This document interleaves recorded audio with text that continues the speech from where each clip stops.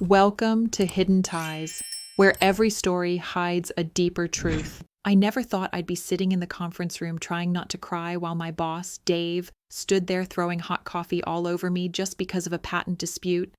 But I did, and trust me, it was the worst mistake he ever made. Before we continue, tell me in the comments, where are you watching from? I'd love to know. My name's Heather Matthews, and I'm 52 years old. I live in a small town just outside of Portland, Oregon. I've worked at Crosstech Solutions for over 20 years, long enough to know how things work, and long enough to stay out of the messes that so many others get tangled in. Crosstech was, for the most part, a place where I felt respected, at least up until last week. I've always been the quiet type, not because I'm shy, but because I know my value, and I've learned over the years that it's better to keep your head down and get the job done. I'm in charge of patent management, which means I'm the one who ensures that all our innovations are protected, whether it's a new design or a breakthrough idea. I'm good at what I do too. I'm meticulous, thorough, and I've never missed a deadline, until now. It's been a tough year.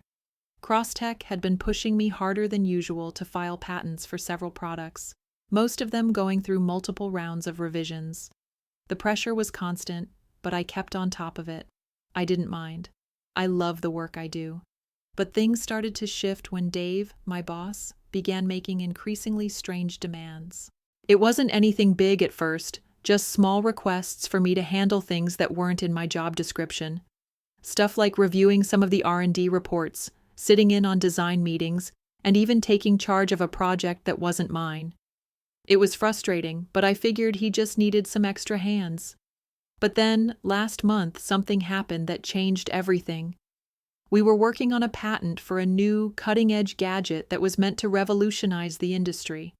And I was handling the legal side of things. Things were progressing, and the team seemed confident. That was until Dave suddenly pulled me into his office. "You missed something," Dave said, his voice sharp. I stared at him, confused. "What do you mean?" "The patent application for the new gadget. You missed a crucial detail in the claims section." I blinked, replaying the work I had done in my mind. I had triple-checked it. There was no way I'd missed something that big. I asked if he could point it out, but he didn't. Instead, he just gave me this look, like I was a child who had messed up something basic. I didn't say anything. I couldn't, because I knew what was coming. The frustration had been building up. Dave's attitude had gotten worse over the past few months. He'd been pushing me harder, making unreasonable demands, and even questioning my competence. But I didn't want to make a scene, so I kept quiet and promised to look into it. As I left his office, I felt a familiar weight in my chest. Something wasn't right. I had spent years at this company, and this felt different. The way he was treating me, I didn't deserve it. The next few days were a blur. I spent hours going over the patent documents, double-checking every line, every claim. But there was nothing wrong. I was sure of it. I couldn't shake the feeling that Dave was just trying to make me look bad, to create a reason to blame me for something that wasn't my fault. And the more I thought about it, the angrier I became. I remember the day it all came to a head, 3 days after that meeting. I walked into the office, my mind already stewing over what was happening. I had barely been able to sleep. Dave had been pulling the same stunt, sending me off on wild goose chases, asking for things that weren't even relevant to the project. It felt like he was just trying to wear me down, make me second-guess myself until I was too tired to fight back. I was on my way to my desk when I saw him. Dave was standing near the coffee machine, a steaming cup in his hand. He looked at me with that familiar, smug expression, that look that made my stomach twist into knots. "You still haven't fixed the problem with the patent?" he asked, his tone dripping with condescension. I forced a smile. "I've double-checked everything, Dave. There's no issue with the patent. If you look closely at the documentation, you'll see the claims are correct." He didn't even blink. "I don't think you understand, Heather. You're messing this up. And if you don't fix it, I'll have no choice but to escalate this." Escalate it?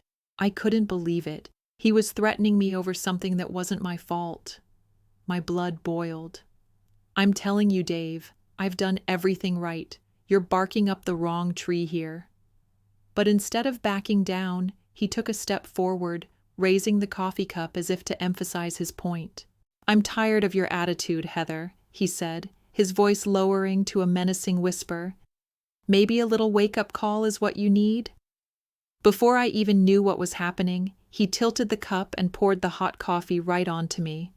The scalding liquid hit my chest and splashed across my arms. I gasped, feeling the heat spread through my clothes, the shock freezing me in place. The room went silent. Dave stepped back, a smirk curling at the corner of his lips. "Maybe now you'll start taking things seriously." My hands trembled as I wiped the coffee from my arms, my mind racing. I couldn't believe it. This wasn't just unprofessional, it was downright cruel. I stood there for a moment, my heart hammering in my chest, and then I looked him straight in the eye. "You've made a huge mistake," I said, my voice low but firm. I could feel the heat from the coffee soaking through my clothes, my skin burning, but all I could think about was how badly Dave had underestimated me. I didn't know how exactly, but I was going to make him regret this. He had no idea what he was dealing with. I spent the rest of the day in a haze. The burn from the coffee was sharp, but it wasn't the worst part. It was the humiliation, the fact that my boss, the person who was supposed to support and guide me, had just treated me like that. I couldn't get the image of Dave's smirk out of my mind. That smug, self-satisfied look on his face was like a challenge, daring me to do something about it. By the time I got home that night, I was still fuming. I didn't even want to talk to my husband, Ben. He would have wanted to know all the details, and honestly, I wasn't ready to talk about it. Not yet. I just needed to think. I made myself some tea and sat at the kitchen table, staring out the window at the darkened street. I kept playing the scene over in my head, trying to figure out what to do next. Part of me wanted to confront Dave right then and there, but I knew I had to be smart about this. I needed a plan. I wasn't going to let him get away with what he'd done. The more I thought about it, the clearer it became. I had to find a way to hit him where it would hurt the most. I wasn't going to let this go. Not now. Not after everything I'd put up with. The next morning, I walked into the office determined. I wasn't going to let Dave's antics derail me. I had a plan. The first step was simple: gather evidence. I knew I couldn't just go in and accuse him of anything. I needed solid proof. So I started reviewing every single email, every document, and every interaction I'd had with him over the past few months. I wasn't just looking for evidence of his mistreatment, though that was there in abundance, but I also needed to make sure I had a solid legal case. If I was going to fight back, I needed to be strategic. I had worked in the patent office for years. I knew how to build a case, and now I was going to use that knowledge to my advantage. I spent the next few days digging through files, compiling records of Dave's behavior. I found emails where he'd blatantly dismissed my work, ones where he'd ignored my suggestions, and even some where he'd outright lied about my performance. I printed everything. My fingers burned from the work, but I didn't stop. Each new piece of evidence felt like a little victory. But the real turning point came when I found something else. Hidden among the piles of documents was a piece of information that shocked me. Dave had been using my name, without my consent, on a patent application for a product I had never even worked on. It was a blatant violation. He had manipulated the paperwork to make it look like I was involved, probably in an attempt to cover his tracks or gain credit for something I'd had no part in. That was it. The moment everything clicked into place. Not only had he humiliated me, but he'd been actively sabotaging my career. This wasn't just about a mistake or a difference of opinion. It was about power, manipulation, and control. I sat back in my chair, staring at the document. I felt my pulse quicken. I wasn't going to let this slide. He'd made a huge mistake by underestimating me. The next few days were spent in meticulous planning. I knew that going after Dave without preparation would be reckless. If I was going to come out on top, I had to be precise. I couldn't just approach this blindly. This wasn't just about revenge. It was about protecting everything I had worked for over the years. My reputation, my career, my sense of dignity. Dave had crossed a line, and now it was my turn to step up. First, I reached out to a lawyer I'd worked with a few years back on some intellectual property issues. His name was Matt, and he wasn't the type to back down from a fight. I sent him an email with the subject line, "I need your help, urgent." Within hours, he called me back. "Heather, I'm glad you reached out," Matt said when I picked up. His voice was calm, reassuring. "Tell me what happened." I recounted everything, starting from the moment Dave had thrown the coffee on me to the discovery of his fraudulent actions with the patent application. Matt listened carefully, taking notes as I spoke. When I finished, there was a long pause on the other end. "Dave's playing a dangerous game, Heather," Matt said finally. "This isn't just workplace harassment, it's fraud. He's using your name without permission, and that's serious. We've got a case here." I felt a weight lift off my shoulders. At least I wasn't alone in this fight. But Matt was right. This wasn't just about getting back at Dave. If I was going to do this, I had to be prepared for the fallout. Dave was powerful within the company. He had connections. But I had something he didn't: the truth. "I'll start gathering everything we need," Matt continued. "But I want you to be careful. This could get messy." I nodded, even though he couldn't see me. I was prepared for messy. I wasn't going to let him walk all over me anymore. The next step was crucial. I had to confront Dave, on my terms, not his. I needed to show him that I wasn't afraid. I wasn't going to sit quietly and take his abuse. I had a plan, and I was going to execute it with precision. So, I scheduled a meeting with him, officially, through the HR department, the same way I would schedule a meeting with any other superior. It was important. It wasn't just about showing up, it was about setting the tone. If he thought this was just a casual chat, he was wrong. This was a business meeting, and I was going to lay everything out in front of him. The day of the meeting, I walked into his office with a folder clutched in my hands. I felt the weight of the papers, the evidence of his manipulation, his lies, and his deceit. I wasn't angry anymore. I was focused. This was business now. Dave looked up from his desk when I entered, his eyes narrowing in surprise. I could see the moment he realized I wasn't the same person I had been when he threw coffee on me. I wasn't shaken, and I wasn't afraid. "You wanted to talk?" he said, his voice dripping with sarcasm. I sat down across from him without saying a word, placing the folder on the desk between us. I could see the unease in his eyes as he looked at the papers, as if he knew what was coming. He wasn't going to talk his way out of this. "I've been reviewing some things, Dave," I said, my voice steady. "And I'm afraid there's been a lot of things I've overlooked. Things that you've overlooked." He looked confused for a moment, then leaned forward, trying to act casual. "What are you talking about, Heather?" I opened the folder slowly, letting him see the printed emails, the documentation, and the fraudulent patent application with my name on it. "That," I said, pointing to the document, "is fraud. You've been using my name to push through patents without my consent. And that," I continued, flipping through the pages, "is evidence of your constant undermining of my work. You threw coffee on me, Dave. You humiliated me in front of the whole office." Dave's face flushed.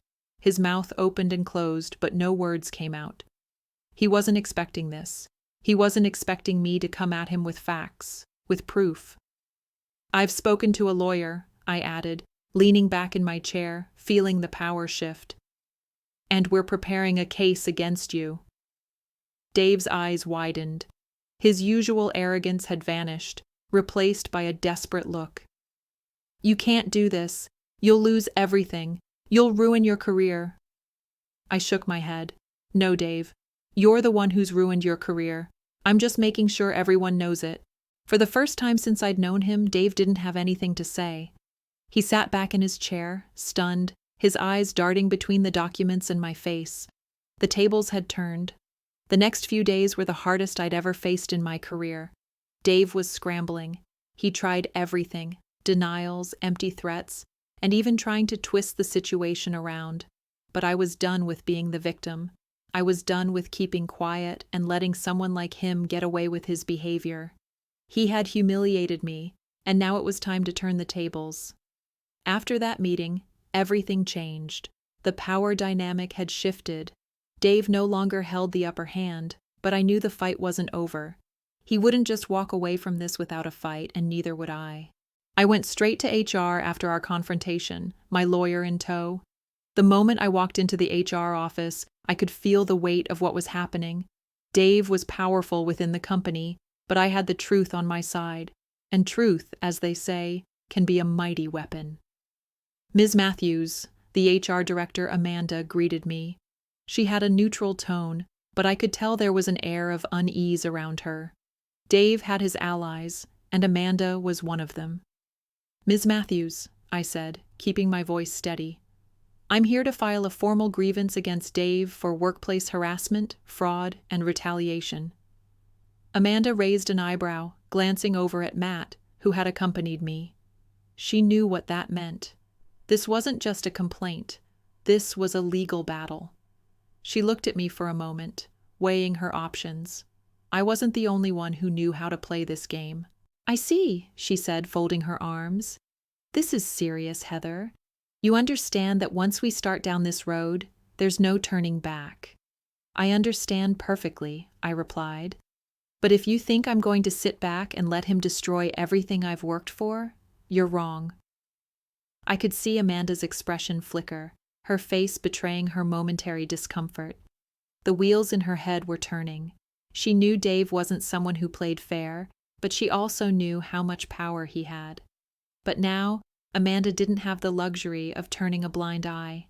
This wasn't just a disagreement anymore. It was a clear-cut case of misconduct. I'll need to speak to Dave about this, she said.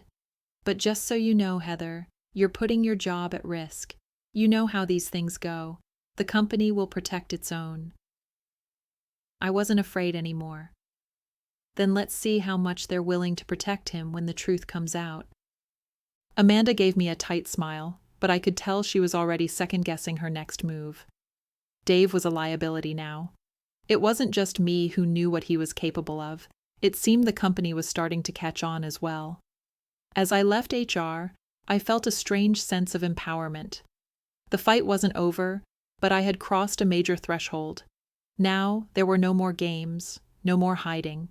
Everything Dave had done was out in the open, and now I had allies. People who would back me up. But Dave wasn't done yet. He didn't give up that easily. The next day, I received a message from his assistant, asking me to meet him for an urgent conversation. The timing couldn't have been more obvious. He was trying to intimidate me, to make me second-guess myself. When I walked into the meeting room, Dave was sitting there, an empty coffee cup in front of him.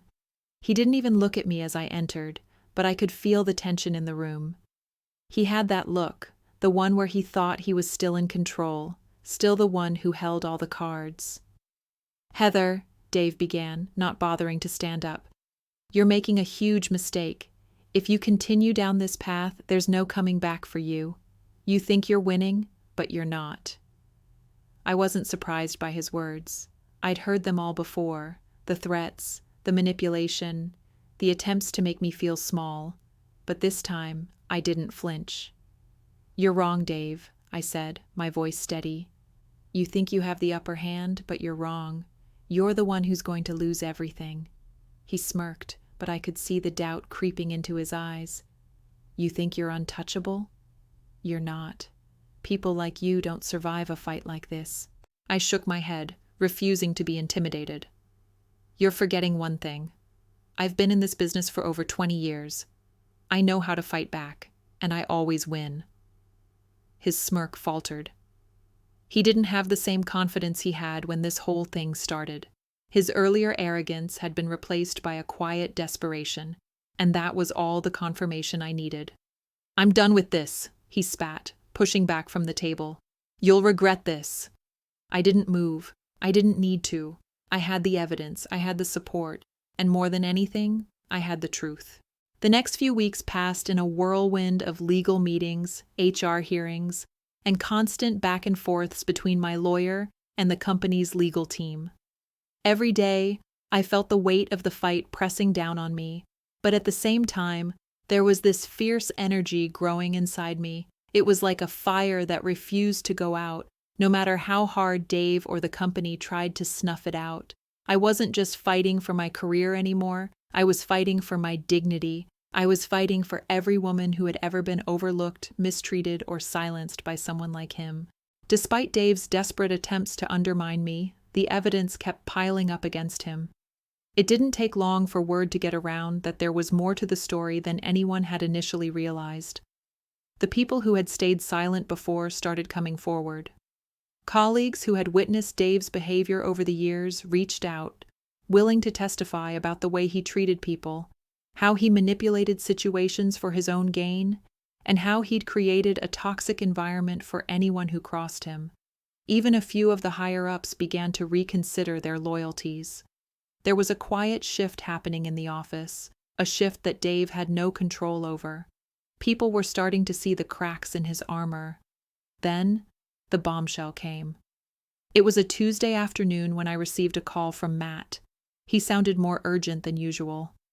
"Heather," he said, his voice tight with excitement. "We've got the smoking gun." I froze. My heart skipped a beat. "What do you mean? What's going on?" "We found it," Matt continued. "Dave's been running a side deal on the same patents, a separate, secret project. He's been selling them off for his own personal gain, and the company had no idea." I felt the blood drain from my face. This was worse than I had imagined. It wasn't just fraud anymore, it was embezzlement.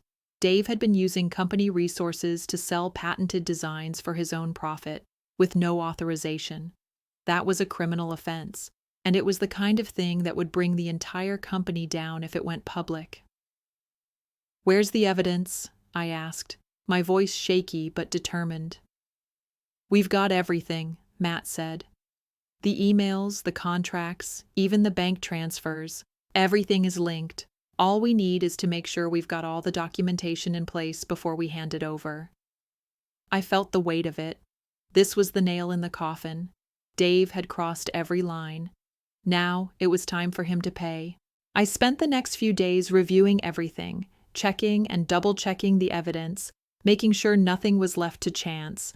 Then, I called a meeting with HR. This time, it wasn't just me sitting across from Amanda. Matt was with me, and we had all the documents in tow.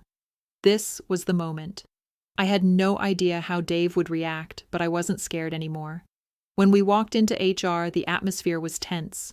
Amanda sat behind her desk, looking more serious than I'd ever seen her. Dave wasn't there yet, but I knew he'd be joining us soon. I could almost feel the storm coming. "Thank you for meeting with us," I said, sitting down across from Amanda. I wasn't wasting time with pleasantries anymore. "We've reviewed the situation," Matt began, taking over, "and we have concrete evidence of Dave's criminal activities. He's been using company assets for personal profit. He's been running a side business, selling off patented ideas without authorization." I saw Amanda's eyes widen. She was visibly shaken, but I could tell she was trying to keep it together. The truth was undeniable now. Before she could respond, the door opened and Dave walked in. He looked like he hadn't slept in days. There was a twitch in his eye, the same sign I'd seen before when he was starting to unravel. His usual bravado was gone, replaced by an air of thinly veiled panic. "What's going on here?" he asked, his voice clipped. "We have something to show you, Dave," I said, my voice cold. "Something that will make your little game come to a screeching halt." I slid the folder across the table. Dave took it with shaking hands, flipping through the pages. His face went from confused to pale as he began to read through the evidence.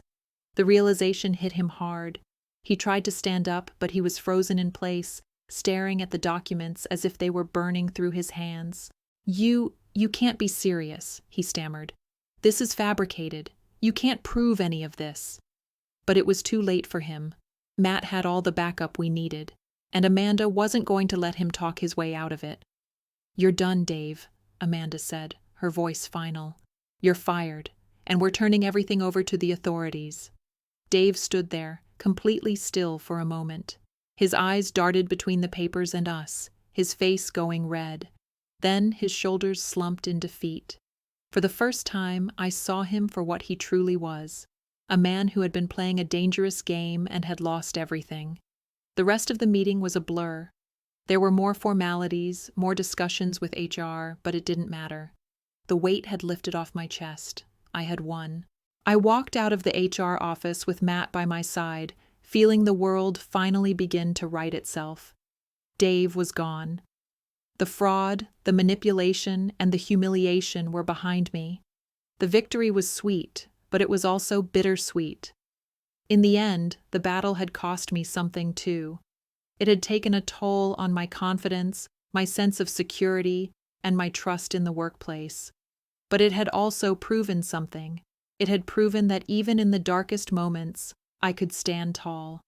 I could fight back, and I could win. Before we left the building, I stopped and took a deep breath. It wasn't just about the win. It was about taking back control of my life. I wasn't a victim. Not anymore. And as I walked out of the office, I knew one thing for sure. Dave would never underestimate me again. Before I go, tell me in the comments, have you ever had to stand up for yourself in a difficult situation? I'd love to hear your story.